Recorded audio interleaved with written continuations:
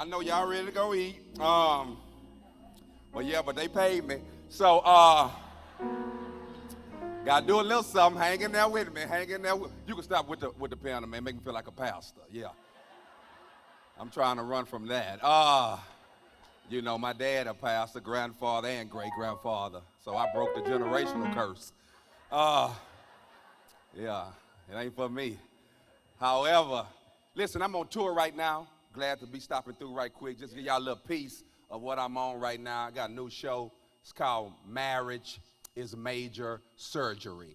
Marriage is Major Surgery. Now, I know some of you in here single and you like this ain't for me. No, this is exactly for you. Yeah, I want to let, because all these podcasts, you know, they confusing marriage.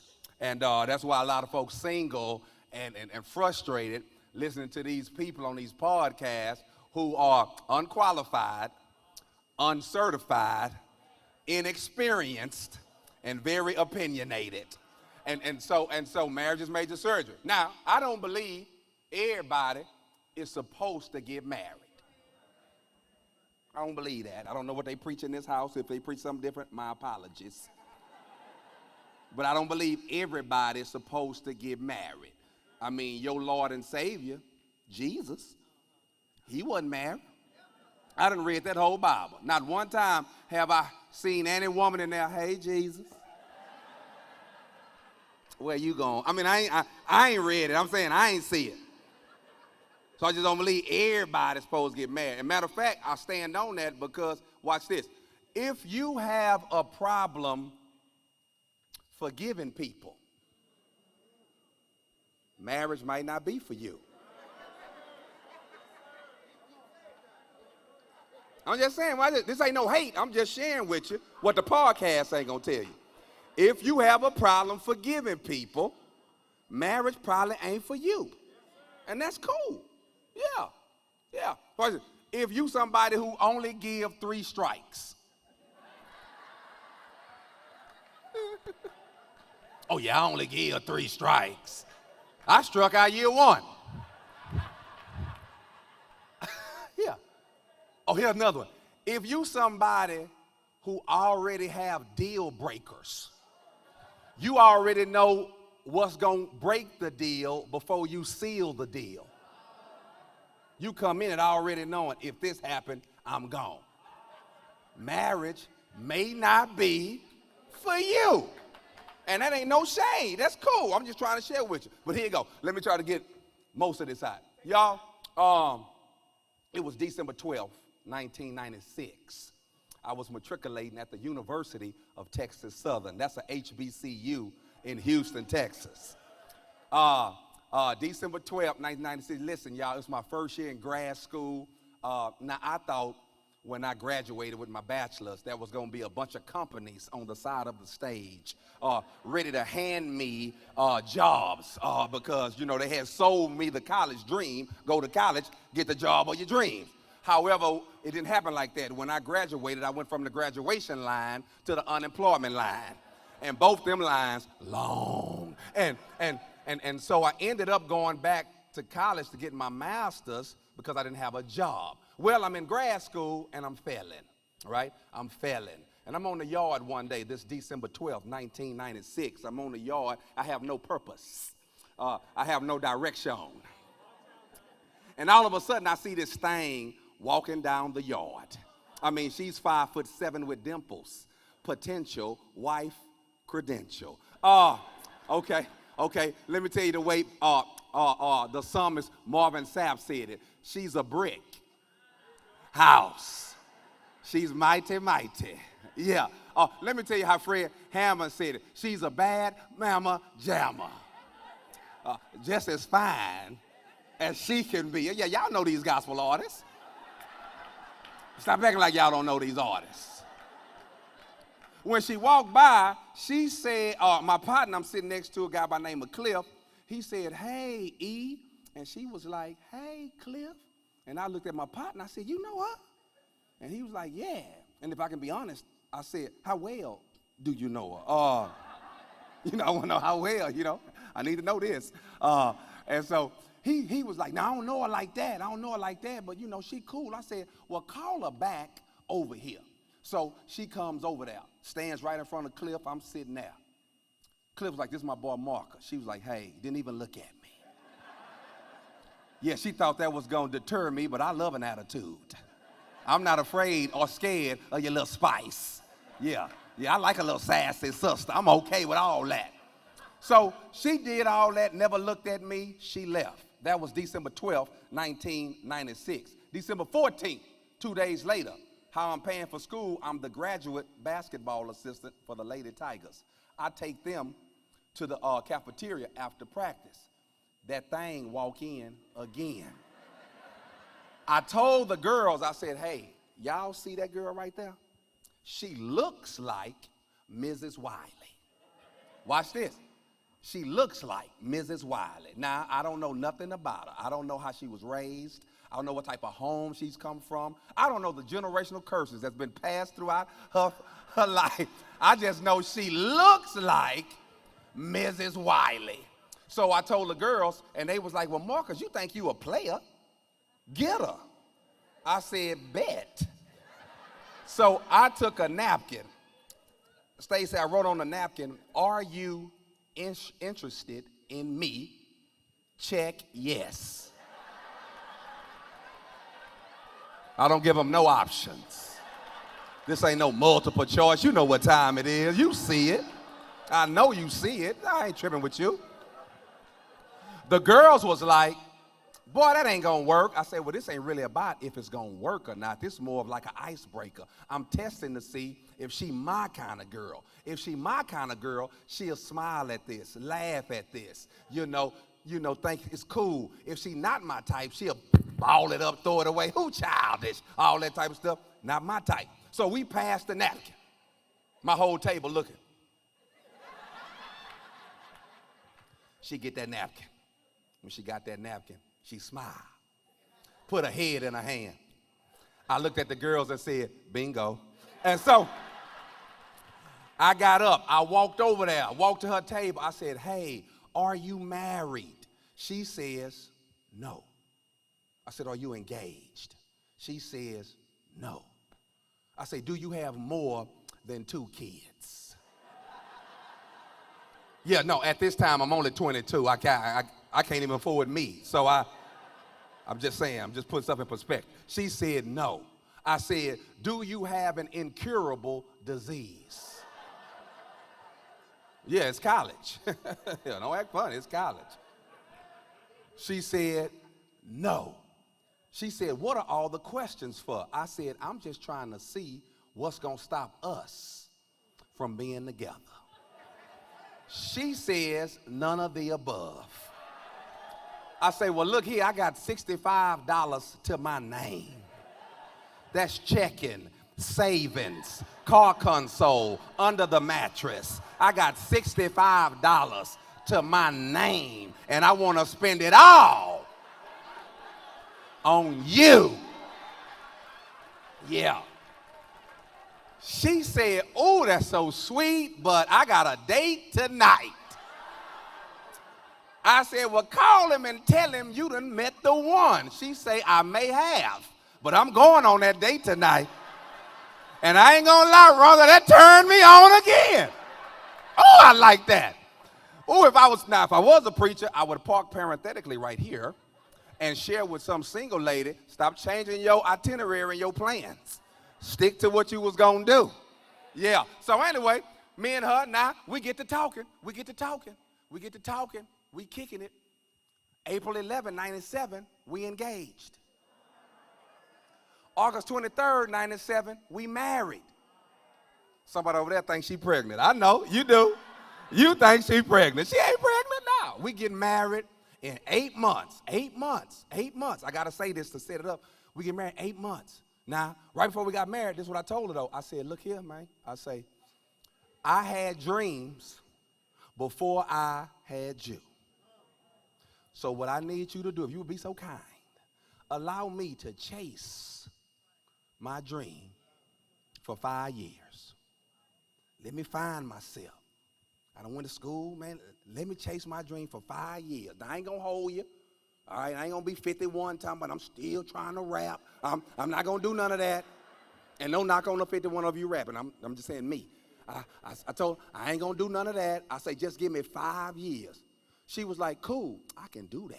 I said, wait, before you say you can do that, while I'm chasing my dream, ooh, I need you to hold down a job. Yeah, I need you to hold us down. Hold a job. Yeah, because I'm going to be in and out of jobs. Because I'm trying to find myself. Yeah, it's going to be days you're going to get up, and go to work. I'm going to be sitting right there on that couch. And you're going to come home after 8 hours. I'm going to still be on that couch. Yeah, and the day is what I call a thinking day. The Bible says, so a man thinketh, so is he. She said, I can do that. I said, wait, before you answer. Not only do I need you to let me chase my dream 5 years. Not only do I need you to hold down a job for 5 years, but I need you to be quiet. I don't need you dogging me, talking about I'm sorry. I'm not sorry. I'm a dreamer. I ain't sorry. I'm going to get a job. I'm going to kill your job. But let me do it. Because I was telling her, stick with me. We going somewhere. Trust me, stick with me. We going somewhere. I'm pillow talking. I'm telling her, hey, trust me. God got something on me. All that. I'm selling all that stuff. So watch this. We get married. Things are going good. In the beginning, it's going good because in the beginning, can I be 100? We're having a lot of sex. A lot of sex. Don't get tight. We're having a lot of sex in the beginning. I'm talking about, okay, I'm in church. We're having a lot of praise and worship. We're having a lot of praise and worship. Because church get tight when they hear sex. All these kids in children's church, but now they want to get tight. We was having a lot of praise and worship. Because we were so happy, watch this, to be doing it guilt-free. So yeah, we were just doing it a lot. Of sex, you know how I say in the Bible, love covers a multitude of sins. In the beginning of marriage, sex covered a multitude of insufficiencies. We passed by, oh babe, I want to go to that restaurant. I ain't got the money to take you there. But what I can take you, I can take you down. I can take you home. Yeah, we can't go places, but we can do a whole lot over here. Yeah. And so we're doing all that. We're doing that. And that's going well and all that good stuff. And then finally, that wore out a little bit, probably around year 4. Yeah, year 4, it kind of wore down a little bit, because now I'm getting closer to my 5 years. It ain't popping. And I know she said she could do it. But she getting tired too. Come on now. You said the Lord was on your life. All that. It was weighing down. I go to my dad at church, and it's a deacon at my dad at church. He says to me, he said, hey, Mark, how's marriage? I said, man, it's all right. It's cool. It's cool. He said, yeah, man, hang in there. Then he said, beware of the 7-year itch. I had never heard of this. The 7-year itch. But it seemed like right after he said this, in year 4, I've developed all type of rashes and athlete's feet and chapped lips. I'm itching all over.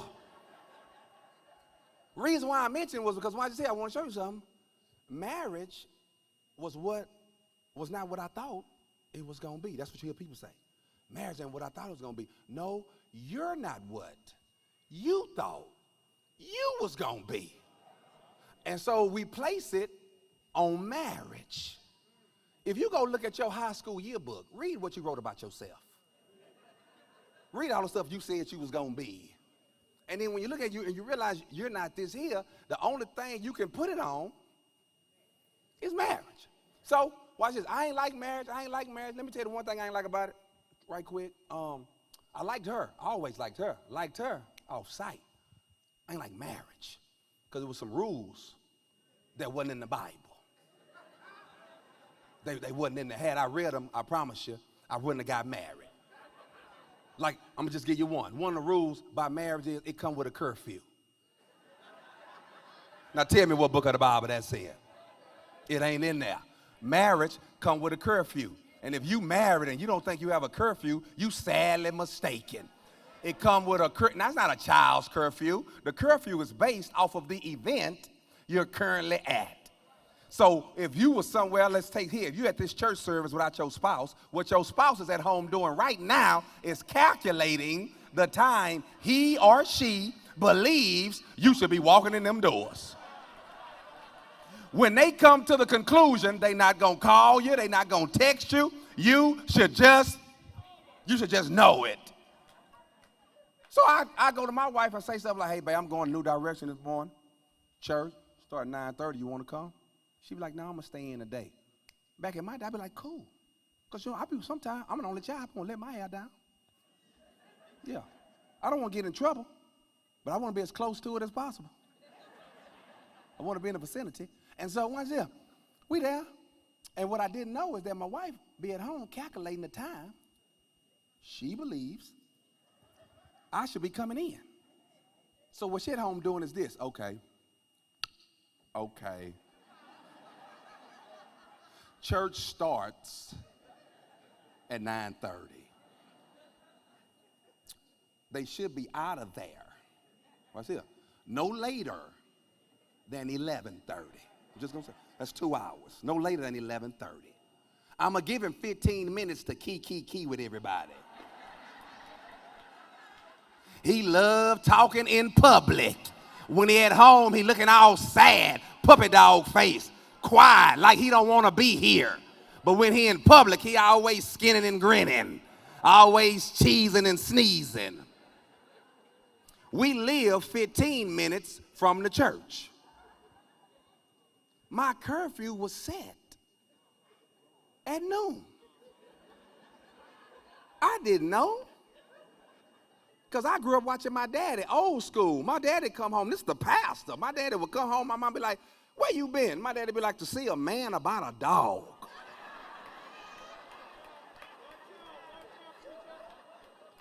I was like, we don't even like dogs in this family.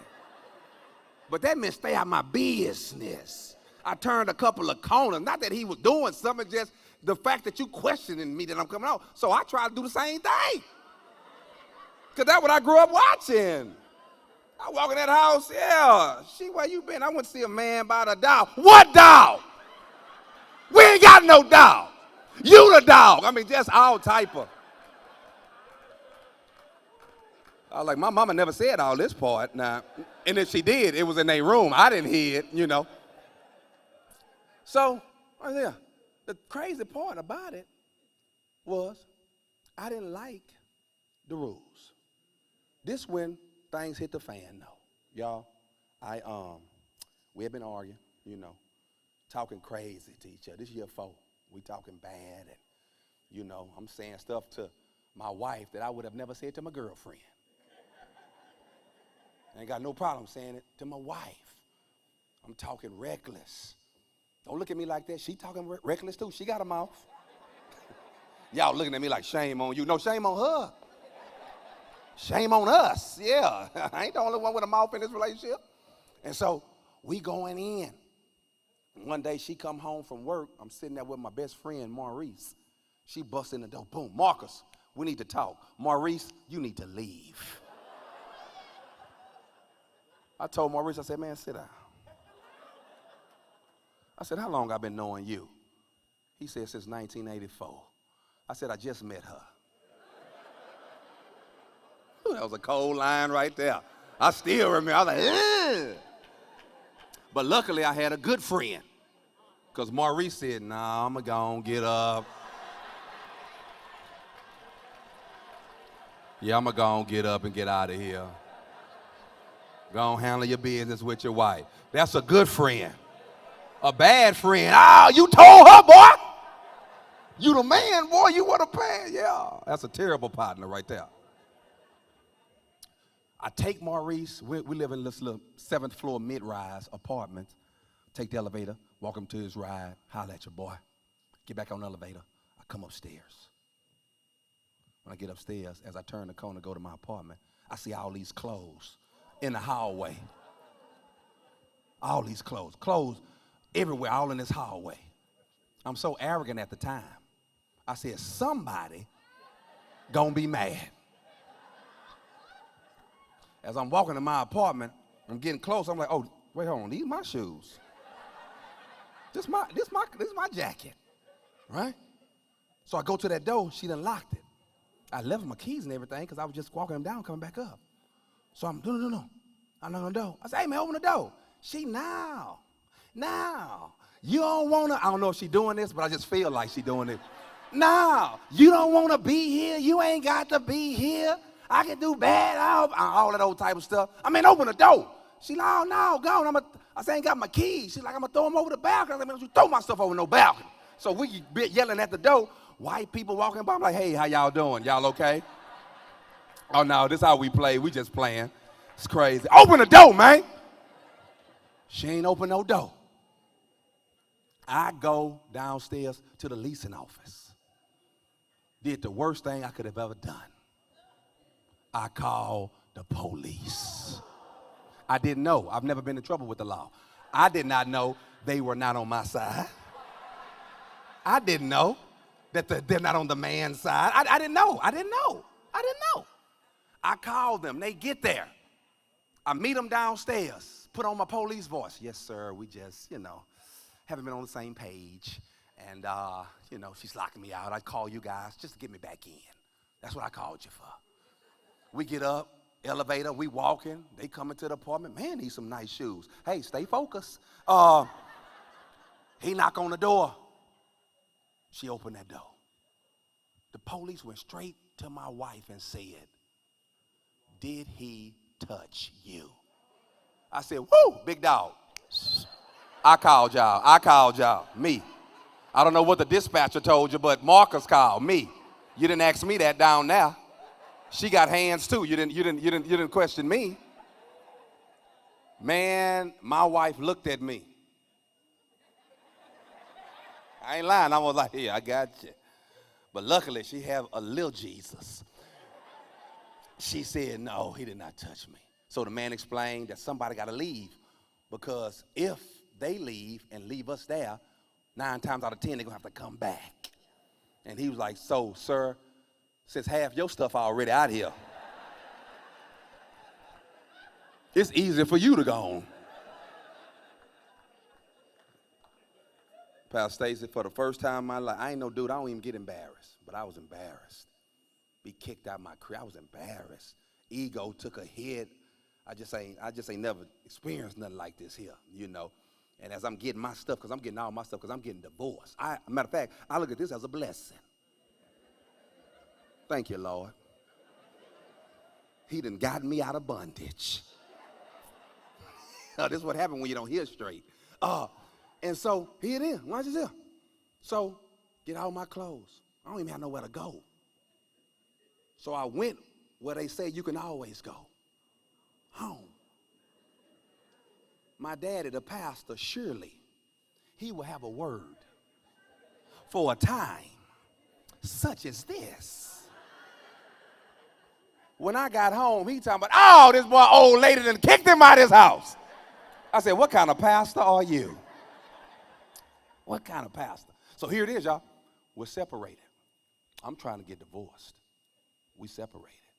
Yeah. She done reached out, but hey, not now, cuz. Yeah, you got me kicked out.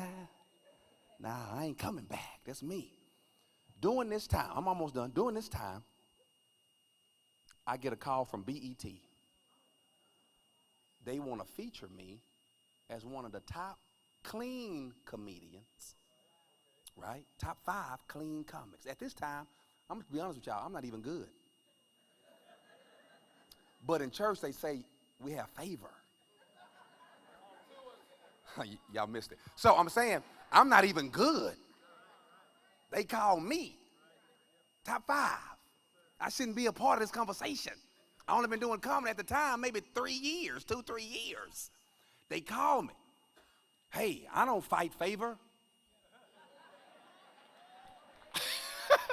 I don't apologize for it. I told them I'll be there. And so they filmed this recording in Miami. In Miami, at this hotel called the Eden Rock.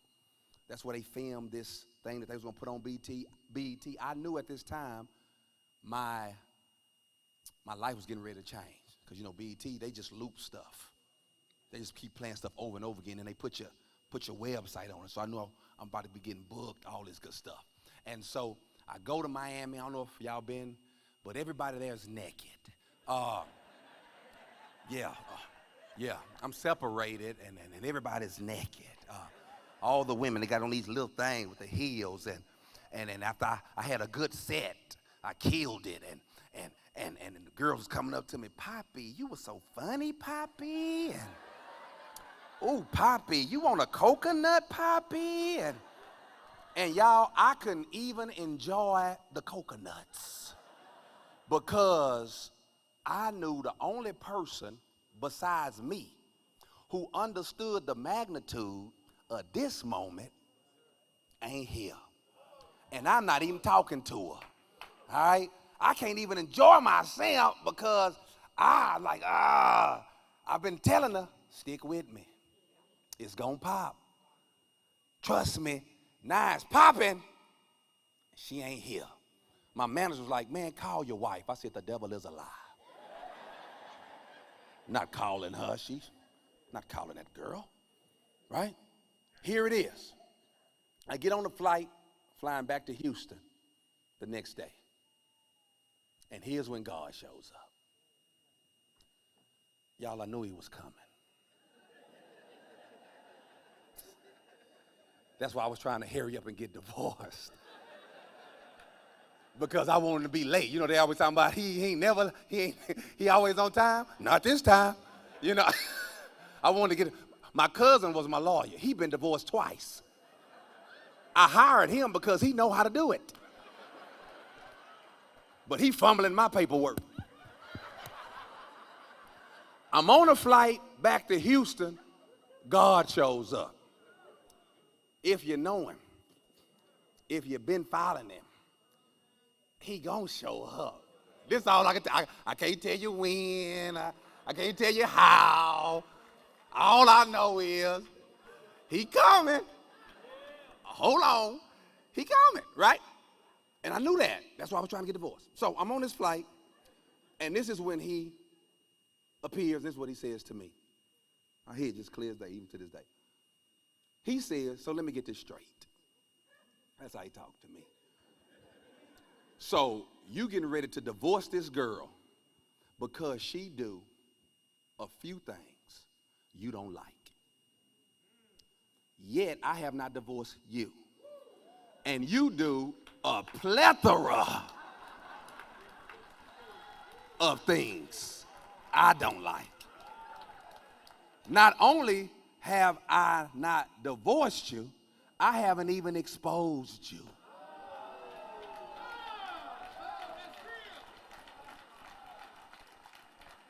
He told me my secret's safe with him. He ain't exposed me. I'm on that flight like, because I knew what time it was. I land, get in my truck, drive to my wife's apartment. Knocked on that door. She opened the door like, this is why I don't feel sorry for women. Stop feeling sorry for women. That girl was living her best life. She was not burdened down and heavy laden. She was living her life. Yeah. And I said, hey, man, look, we got to get back together. She was like, why? I say, God has spoken. Let the church. Okay. I'm closing now. Here's where I come up with the concept, marriage is major surgery. Because when we got back together, it was worse. It's worse. God, why would you put me back if you wasn't gonna fix it? All my life in church, I'm hearing them songs. Jesus, he will fix it. Well, when? When? Because it's worse. Yeah. So this is why I get marriages, major surgery. Y'all, I'm reading that Bible. I read it. And I'm in Genesis in that Bible. And I'm reading how God is just speaking stuff and it's forming. Watch it. It's just speaking stuff. Let there be this. Let there be that. Stuff just forming. Then he say, man, I need a player for real on this earth. Somebody to have dominion and name these animals. So he creates Adam. Get the dust. Adam. Adam down there watching the horses have horses. The cows have cows. The ducks got ducks. And then God said, you know what? He looked down and said, this boy needs somebody to play with. Okay, y'all don't like that. Y'all Bible don't read like that, okay? Y'all, what y'all, King James? New King James, that's y'all Bible? Y'all Bible probably say he looked down and said it's not good for man to be alone. That's y'all Bible, right? Same thing. It made me wonder, why didn't he just say, let there be marriage? He been speaking everything else. Why didn't he just say, let there be marriage? No, but what he did, he puts Adam to sleep. The reason why I know it's major surgery is because anytime you need anesthesia,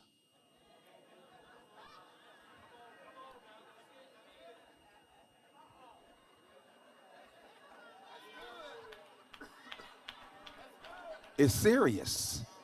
It's major. That's why I also think God, the only way we get to kind of feel a little bit how he feel is by way of marriage. This is the only way. You know, just because we're married, he's married to us. He said, you know, I'm married to the backslider. That's y'all. That's me. That's what he say, I'm married to the backslider, right? Which means he hooks up with us knowing he's going to be forgiving us for the rest of our lives. And the only way we get to feel a little tense of that is by getting married. This is why I tell you marriage ain't for everybody. This is the only way we get. That's why when you be praying to God about your spouse, I bet God got his earbuds in.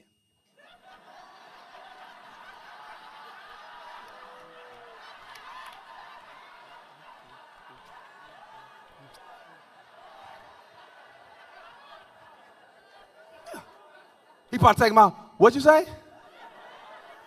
You be like, Lord, he always lying. He never keep his word. He be like, I feel you. Trust me, I know what you're going through.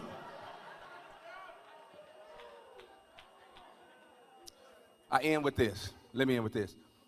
It's like probably about 45 more minutes, but I'm ending with this one right here. One part of this show where I get to the vows, because I feel like this wedding has messed up everybody. The wedding is messed up everybody.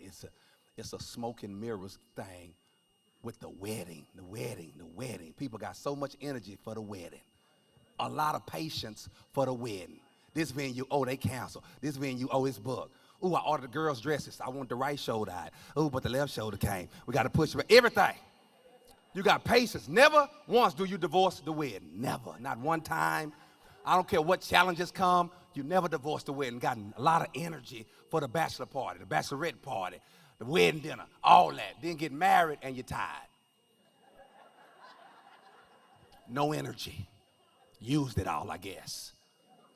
The wedding is crazy. The wedding is crazy. You got two sides. You got the bride side, the groom side, which means folk come in already taking sides. I ain't got time for that. Here it is. So, because there's a bunch on that. But this is the last joke I want to do. I want to give you one vow. Because we're in a time now where people like to have their own vows. I know it. I feel in my spirit a lot of y'all did it. I want to write my own. And that's cool. I'm tripping. But your own vows does not give a panoramic view of the marriage. It's real to you, don't get me wrong. I've seen them. You see them on Instagram. Dudes get right up there.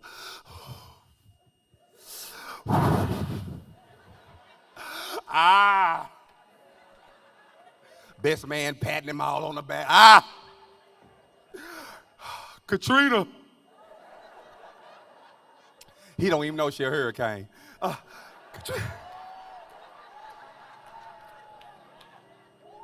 Ever since we've been together, you done helped my business. I got my CDLs because of you. Man, I ain't got time. I'm falling too far.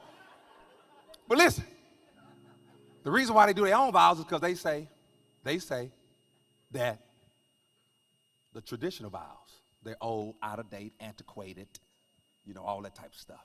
Traditional, blah, blah, blah, blah, blah. And they, I got it. But I want to know what made old bad. What made old bad? I had to do my son, he about to be 16 November 12th. He kills me. I say something, I'll be like, ooh, that's live. You still say live? I say, yeah. Man, that's so old. And I have to tell him. Because when he be like, Dad, can I get some money? Hey, this old money.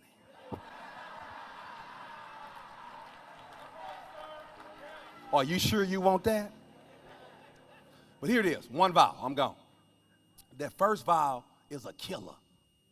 It says to have and to hold. I've been married 26 years. I just found out what to have and to hold meant this summer. Yeah, this summer. Yeah, watch this. This summer. My grandmother, 93, and I take care of my grandmother, and she calls me, and she says, she called me Mark. She says, Mark, my washer broke. I'm talking about to have and to hold. Let me set it up a little better, because we good at having stuff. We're terrible at holding. You just got a new phone last year. As soon as they bring out the new one, we gotta get it. Ain't nothing wrong with your car. But they done brought out a new one, new model, got a few new features in it. On this one, the back seat's warm. You're not even back there. Not even back there. So we good at having, we're horrible at holding. Here it is. So having a hold. My grandmother called me. She say, Mark, my washer is broke. I say, Granny, what's wrong with it? She said, it's broke. It's not working. I was like, yeah, duh. So because I travel so much, I don't have time to try to see who can do what and this and that, who can go fix it, who can run by there. Hey, I got right up, went to this appliance store we have in Houston called Conn's. I get right in there. I go right in there. I look, I'm pricing the washers. I call my grandmother. I got one question. Granny, what color is your washer? She says, brown.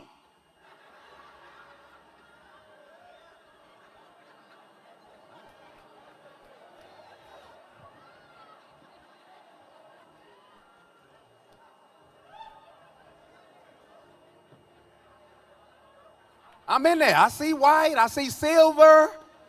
Every now and then it's a red. I ain't seen no brown. I said, Granny, when did y'all get that washer? She said, oh, it had to be, I think, 1979. I said, and it just broke? She said, no, it gave us some trouble from time to time, but your pawpaw had it under warranty with Sears and Roebuck. Then my grandmother, watch this, Stacy, she say, but why are you at Conn's? I say, because you called and told me that the washer is broke. She said, no, ain't nothing wrong with it. It just need to be fixed.